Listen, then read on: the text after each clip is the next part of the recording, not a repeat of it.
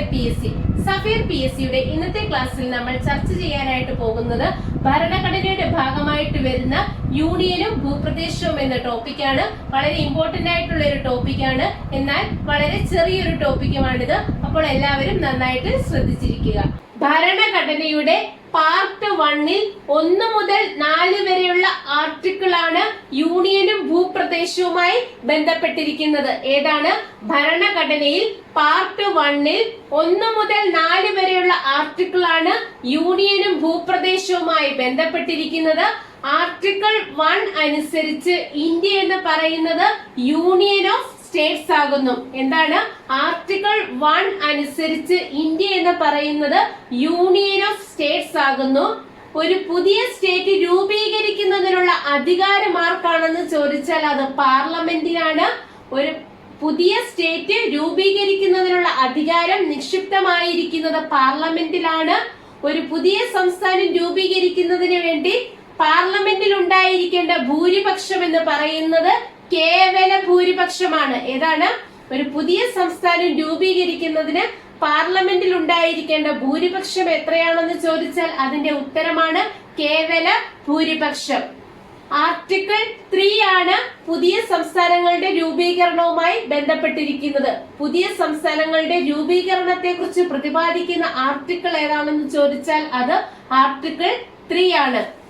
ഭരണഘടനയുടെ പാർട്ട് 1-ൽ 1 മുതൽ 4 വരെയുള്ള ആർട്ടിക്കിളാണ് യൂണിയനും ഭൂപ്രദേശവുമായി ബന്ധപ്പെട്ടിരിക്കുന്നത്. ആർട്ടിക്കിൾ 1 അനുസരിച്ച് ഇന്ത്യ എന്ന് പറയുന്നത് ഒരു യൂണിയൻ ഓഫ് സ്റ്റേറ്റ്സ് ആകുന്നു.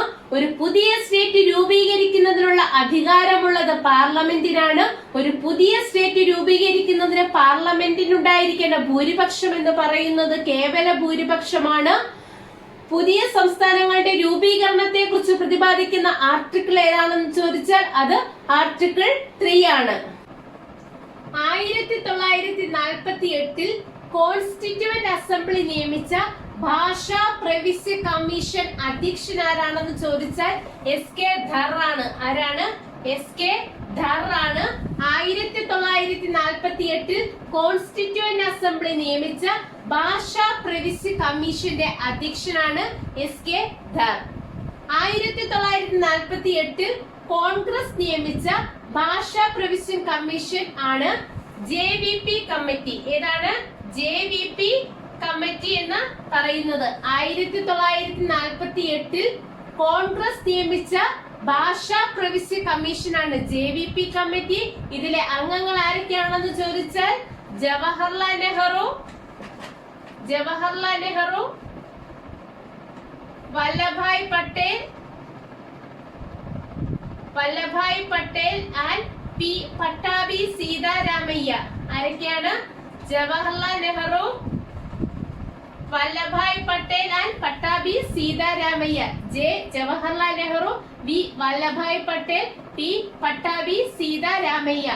1948-ൽ കോൺസ്റ്റിറ്റ്യൂവന്റ് അസംബ്ലി നിയമിച്ച ഭാഷാ പ്രവിശ്യ കമ്മീഷൻ അധ്യക്ഷൻ ആരാണെന്ന് ചോദിച്ചാൽ SK ധർ ആണ്.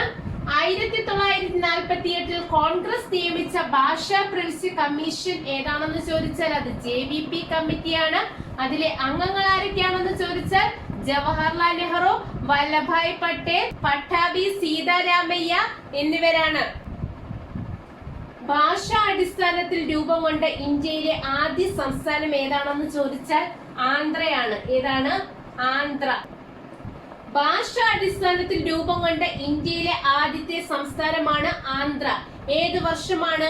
1953 ഒക്ടോബർ 1-ാം തീയതിയാണ് ഭാഷാ അടിസ്ഥാനത്തിൽ ആന്ധ്ര സംസ്ഥാനം രൂപീകരിക്കപ്പെട്ടത്.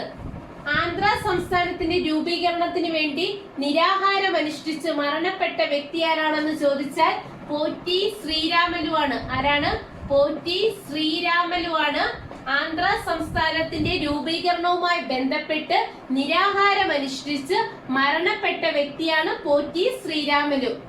സംസ്ഥാന പുനഃസംഘടന കമ്മീഷൻ അധ്യക്ഷൻ ആരാണെന്ന് ചോദിച്ചാൽ ഫസൽ അലിയാണ്. ആരാണ്? ഫസൽ അലി. സംസ്ഥാന പുനഃസംഘടന കമ്മീഷൻ അധ്യക്ഷനാണ് ഫസൽ അലി. സംസ്ഥാന പുനഃസംഘടനാ കമ്മീഷൻ നിലവിൽ വന്നത് 1953 എന്നാണ്. 1953 സംസ്ഥാന പുനഃസംഘടനാ കമ്മീഷൻ നിലവിൽ വന്നത്. അതിന്റെ അധ്യക്ഷൻ എന്ന് പറയുന്നത് ഫസൽ അലിയാണ്. ഇതിന്റെ മറ്റ് അംഗങ്ങൾ എന്ന് പറയുന്നത് സർദാർ കെ എം പണിക്കരും എച്ച് എൻ കുൻസ്രുവുമാണ്. ആരാണ്? H N Kunzru and Sardar K M Panikkar. ഇവരാണ് സംസ്ഥാന പുനഃസംഘടനാ കമ്മീഷനിലുള്ള മറ്റ് അംഗങ്ങൾ എന്ന് പറയുന്നത്. സംസ്ഥാന പുനഃസംഘടനാ കമ്മീഷൻ നിലവിൽ വന്നത് 1953 ഇതിന്റെ അധ്യക്ഷൻ എന്ന് പറയുന്നത് ഫസൽ അലിയാണ്. മറ്റ് അംഗങ്ങൾ എന്ന് പറയുന്നത് സർദാർ കെ എം പണിക്കരും എച്ച് എൻ കുൻസ്രുവുമാണ്. ഭാഷാടിസ്ഥാനത്തിൽ രൂപീകരിക്കപ്പെട്ട ആദ്യ സംസ്ഥാനം ആന്ധ്രയാണ്. 1953 ഒക്ടോബർ 1 ആന്ധ്ര സംസ്ഥാനം രൂപീകരിക്കപ്പെട്ടത്. ആന്ധ്ര സംസ്ഥാനത്തിന്റെ രൂപീകരണവുമായി ബന്ധപ്പെട്ട് നിരാഹാരമനുഷ്ഠിച്ച് മരണപ്പെട്ട വ്യക്തിയാണ് പോറ്റി ശ്രീരാമലു. സംസ്ഥാന പുനഃസംഘടനാ കമ്മീഷൻ നിലവിൽ വന്നത് 1953 എന്നാൽ സംസ്ഥാന പുനഃസംഘടനാ നിയമം നിലവിൽ വന്നത് 1956 ഏത് വർഷമാണ്? 1956 സംസ്ഥാന പുനഃസംഘടനാ കമ്മീഷൻ നിലവിൽ വന്നത് 1953. അധ്യക്ഷൻ എന്ന് പറയുന്നത് ഫസൽ അലിയാണ്. മറ്റ് അംഗങ്ങൾ സർദാർ കെ എം പണിക്കരും എച്ച് എൻ കുൻസ്രുവുമാണ്. എന്നാൽ ഈ നിയമം, സംസ്ഥാന പുനഃസംഘടനാ നിയമം നിലവിൽ വന്നത് 1956 ഭാഷാ അടിസ്ഥാനത്തിൽ സംസ്ഥാനങ്ങളുടെ പുനഃസംഘടന നിലവിൽ വന്നത് 1956 ഭാഷാ അടിസ്ഥാനത്തിൽ സംസ്ഥാനങ്ങളുടെ പുനഃസംഘടന നിലവിൽ വന്നത് 1956 1956 ഭാഷാ അടിസ്ഥാനത്തിൽ സംസ്ഥാനങ്ങളുടെ പുനഃസംഘടന നടന്നപ്പോൾ എത്ര സ്റ്റേറ്റ് ആണ് രൂപീകരിക്കപ്പെട്ടത്? 14 സ്റ്റേറ്റും 6 കേന്ദ്രഭരണ പ്രദേശവുമാണ്. 6 കേന്ദ്രഭരണ പ്രദേശവും 14 സ്റ്റേറ്റുമാണ്.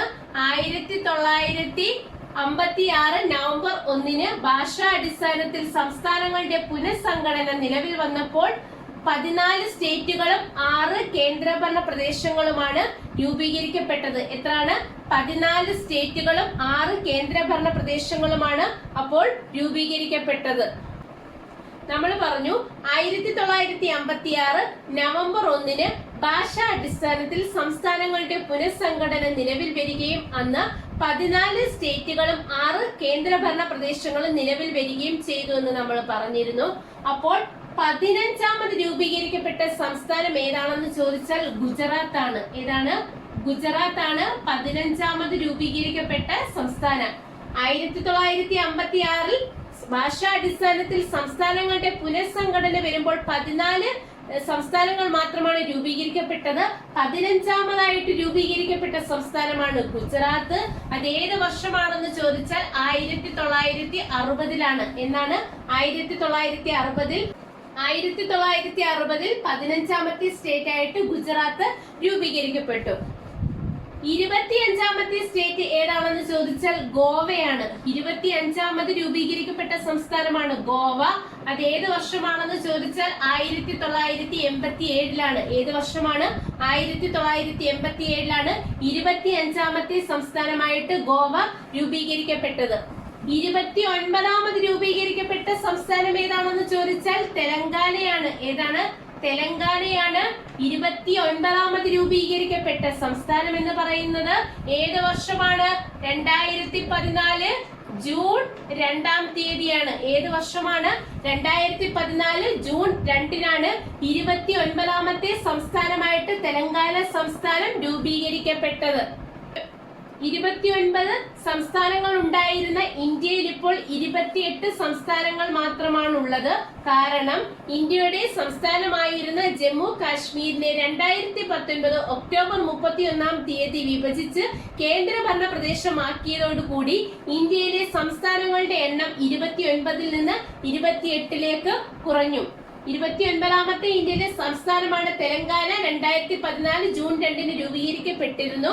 ഇപ്പോൾ ഇന്ത്യയിൽ സംസ്ഥാനങ്ങളുടെ എണ്ണം എന്ന് പറയുന്നത് 28 കാരണം ജമ്മു കാശ്മീർ എന്ന് പറയുന്ന ഇന്ത്യയുടെ സംസ്ഥാനത്തെ വിഭജിച്ച് കേന്ദ്രഭരണ പ്രദേശങ്ങളാക്കിയതോടുകൂടി ഇന്ത്യയിലെ സംസ്ഥാനങ്ങളുടെ എണ്ണം 29 നിന്ന് 28 കുറഞ്ഞു. അടുത്തതായിട്ട് ഈ ഭാഗത്ത് നിന്ന് 1-2 പോയിന്റ്സ് കൂടി നമ്മൾ പഠിക്കേണ്ടതായിട്ടുണ്ട്. അതിൽ ആദ്യത്തെ എന്ന് പറയുന്നത്, ഇന്ത്യക്ക് സ്വാതന്ത്ര്യം ലഭിക്കുന്ന സമയത്ത് ഇന്ത്യൻ യൂണിയനിൽ ചേരാതെ നിന്ന 3 നാട്ടുരാജ്യങ്ങൾ ഉണ്ടായിരുന്നു. അവ ഏതൊക്കെയാണെന്ന് ചോദിച്ചാൽ ഹൈദരാബാദ്, കാശ്മീർ, ജുനാഗഡ്.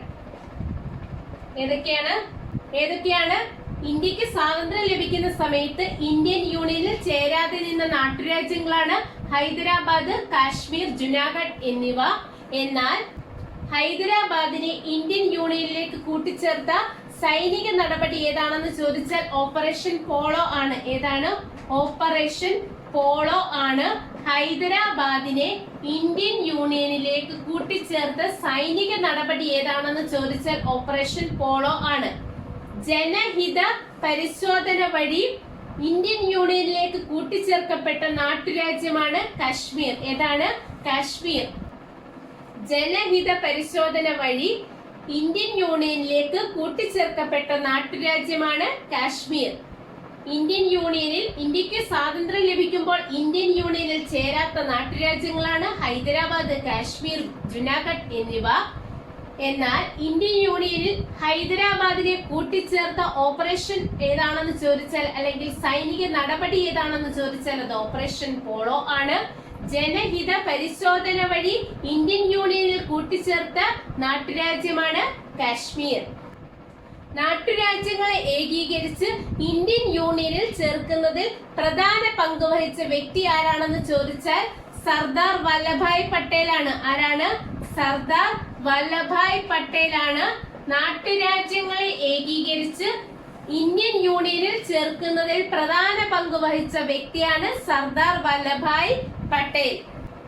നാട്ടുരാജ്യങ്ങളെ ഏകീകരിച്ച് ഇന്ത്യൻ യൂണിയനിൽ ചേർക്കുന്നതിന് സർദാർ വല്ലഭായ് പട്ടേലിനെ സഹായിച്ച മലയാളി ആരാണെന്ന് ചോദിച്ചാൽ VP മേനോൻ ആണ്. ആരാണ്? VP മേനോൻ. എന്താണ്? നാട്ടുരാജ്യങ്ങളെ ഏകീകരിച്ച് ഇന്ത്യൻ യൂണിയനിൽ ചേർക്കുന്നതിൽ സർദാർ വല്ലഭായ് പട്ടേലിനെ സഹായിച്ച മലയാളിയാണ് VP മേനോൻ. അതുപോലെ നാട്ടുരാജ്യങ്ങളെ ഏകീകരിക്കുന്നതിനായി രൂപീകരിച്ച ഡിപ്പാർട്ട്മെന്റ് ഓഫ് സ്റ്റേറ്റ്സിന്റെ സെക്രട്ടറിയുമായിരുന്നു VP മേനോൻ. എന്താണ്? നാട്ടുരാജ്യങ്ങളെ ഏകീകരിക്കുന്നതിന് വേണ്ടി രൂപീകരിച്ച ഡിപ്പാർട്ട്മെന്റ് ഓഫ് സ്റ്റേറ്റ്സിന്റെ സെക്രട്ടറിയുമായിരുന്നു VP മേനോൻ. ഇന്ത്യക്ക് സ്വാതന്ത്ര്യം ലഭിക്കുമ്പോൾ ഇന്ത്യൻ യൂണിയനിൽ ചേരാത്ത നാട്ടുരാജ്യങ്ങളാണ് ഹൈദരാബാദ്, കാശ്മീർ, ജുനാഗഡ് എന്നിവ. എന്നാൽ ഹൈദരാബാദിനെ ഇന്ത്യൻ യൂണിയനോട് കൂട്ടിച്ചേർത്ത സൈനിക നടപടിയാണ് ഓപ്പറേഷൻ പോളോ. ജനഹിത പരിശോധന വഴി ഇന്ത്യൻ യൂണിയനിൽ കൂട്ടിച്ചേർത്ത നാട്ടുരാജ്യമാണ് കാശ്മീർ. നാട്ടുരാജ്യങ്ങളുടെ ഏകീകരണത്തിൽ പ്രധാന പങ്ക് വഹിച്ച വ്യക്തിയാണ് സർദാർ വല്ലഭായ് പട്ടേൽ. അതിന് അദ്ദേഹത്തെ സഹായിച്ച മലയാളിയാണ് VP മേനോൻ. നാട്ടുരാജ്യങ്ങളുടെ ഏകീകരണത്തിന് വേണ്ടി രൂപീകരിച്ച ഡിപ്പാർട്ട്മെന്റ് ഓഫ് സ്റ്റേറ്റ്സിന്റെ സെക്രട്ടറി ആയിരുന്നു VP മേനോൻ. ഭരണഘടനയുടെ ഭാഗമായിട്ടുള്ള യൂണിയനും ഭൂപ്രദേശവും എന്ന ടോപ്പിക്കാണ് നമ്മൾ പഠിച്ചത്. എല്ലാവർക്കും നന്നായിട്ട് മനസ്സിലായിട്ടുണ്ടാകുമെന്ന് ഞാൻ വിചാരിക്കുന്നു. അപ്പൊ എന്റെ ക്ലാസ് ഇഷ്ടമായിട്ടുണ്ടെങ്കിൽ ലൈക്ക് ചെയ്യുക, ഷെയർ ചെയ്യുക. എന്റെ ചാനൽ ഇതുവരെ സബ്സ്ക്രൈബ് ചെയ്യാത്തവരാണെങ്കിൽ സഫേർ PSC എന്ന എന്റെ ഈ ചാനൽ സബ്സ്ക്രൈബ് ചെയ്യുക. അപ്പൊ നമുക്ക് അടുത്ത ക്ലാസ്സിൽ വീണ്ടും കാണാം.